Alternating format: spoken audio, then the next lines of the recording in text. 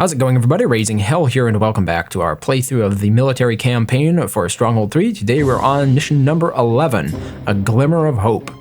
I needed reinforcements. Earl Swinefoot, Bishop Redden, the sons of my old friend the pig. They called me Sire, remembering what should have been. Neither of their titles were earned. Instead, they were taken, repurposed from men that their father killed.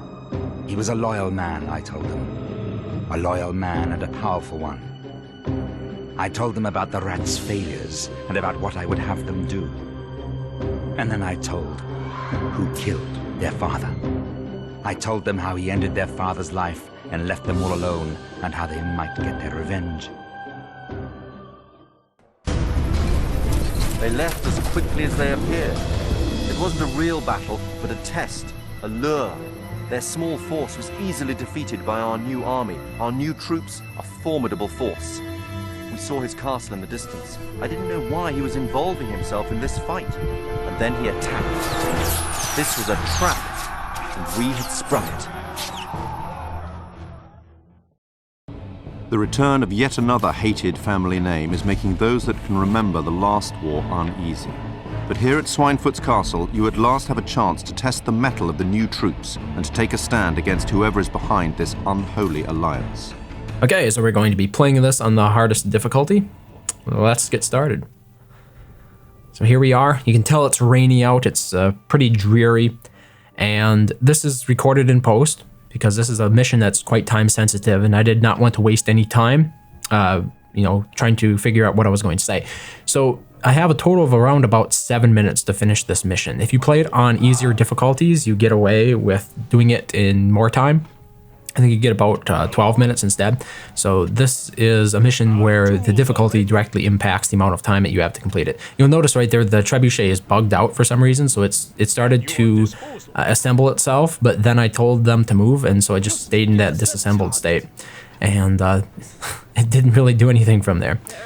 So in addition to this, since this is a very dreary mission, I also boosted the color and the gamma a bit, so that's why it's a little bit brighter than usual. But it was going to be a really muddy episode otherwise, because it was so dark and all the rain.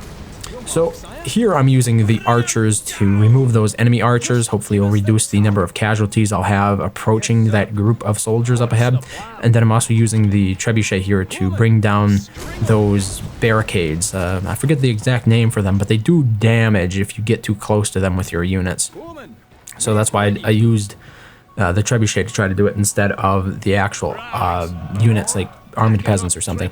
Now you might be wondering, why didn't I use diseased animals or something like that for helping to remove those troops that you see just ahead of my army here. And it's mostly because of time.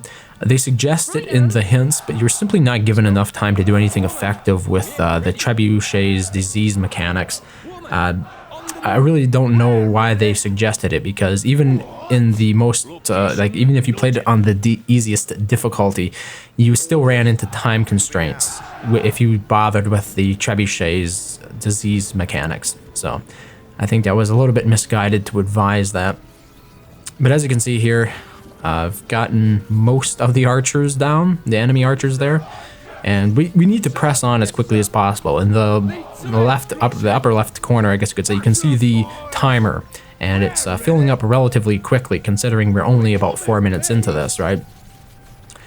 So yeah, this is a very fast mission, which of course means that it's probably easier than it otherwise would be, because you're not given a whole lot of time to complete it, and therefore it's not as hard. Yeah, but even now, you look at it, it's pretty muddy. The graphics, it's a little bit hard to tell what's going on, isn't it?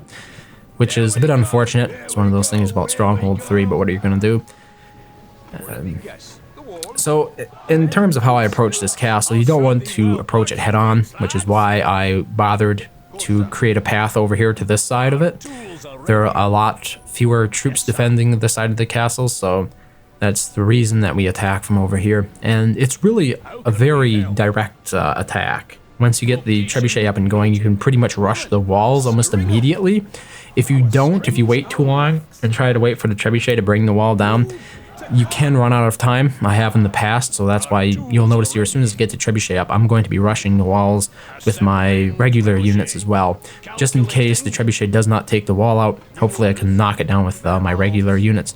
But it is a little bit tense, and you probably will fail at it at least once, it seems. These sappers are interesting units that I've never seemed to be able to use correctly. You're supposed to use them to tear down walls, but most of them just hack away at the walls. They're supposed to create some special hoarding or something, according to their entry in the wiki, or like the instruction manual, the help files for Stronghold 3, but I've never seen them actually produce anything that visually looked like hoarding when they were actually hammering away at the wall, so I'm not sure what's up with that. Finally had one stone from the trebuchet successfully hit the walls there, and I sent in the men-at-arms, the armed peasants, the archers, along with the mantlets, so the mantlets are going to be protecting the archers from enemy fire.